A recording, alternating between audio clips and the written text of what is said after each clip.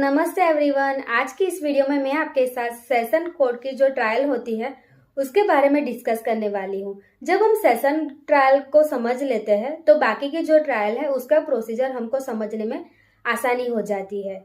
Session court की सारी trial public prosecutor के द्वारा चलाई जाती है। जब एक्यूज को कोर्ट के सामने लाया जाता है तब केस का ओपनिंग पब्लिक प्रोसिक्यूटर के द्वारा किया जाता है। एक्यूज के अगेंस्ट में जो चार्ज है वो और किस एविडेंस के बेस पे एक्यूज को गिल्टी ठहराया जाए वो सारी बातें पब्लिक प्रोसिक्यूटर को कोर्ट में बतानी पड़ती है। ये सब कुछ कंसीडर करने के बाद कोर्ट को लगता है कि ये सफिशिएंट नहीं है कि एक्यूज के अगेंस्ट में ट्रायल चलाई जाए, तब कोर्ट एक्यूज को डिस्चार्ज का ऑर्डर देते हैं।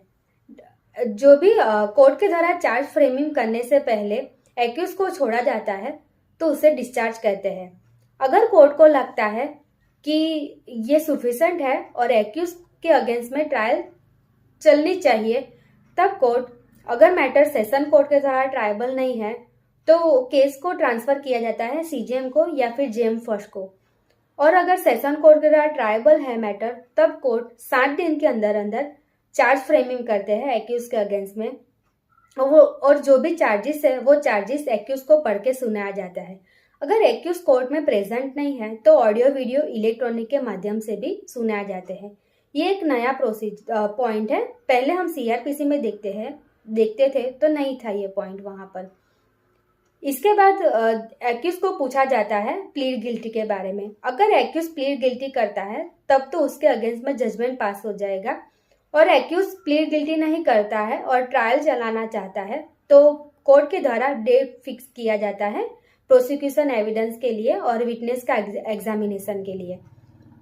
प्रोसिक्यूशन के एविडेंस और विटनेस का जो भी एग्जामिनेशन है, ये सब कुछ कंसीडर करने के बाद कोर्ट को लगता है कि इतना सफिशिएंट नहीं है कि एक्यूज को गिल्टी ठहराया जाए या फिर एक्यूज को गिल्टी मान लिया जाए, तब कोर्ट के द्वारा एक्यूज को एक्विटल का ऑर्डर दिया जाता है।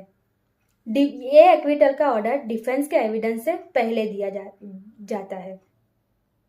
अगर कोर्ट को लगता है कि ये सफिशिएंट है और डिफेंस के एविडेंस मंगवाने चाहिए, तब कोर्ट के द्वारा डिफेंस के एविडेंस मंगवाए जाते हैं। इसके बाद आर्ग्यूमेंट को सुना जाता है और फाइनली जजमेंट पास किया जाता है, एक्विटल या फिर कन्विक्शन।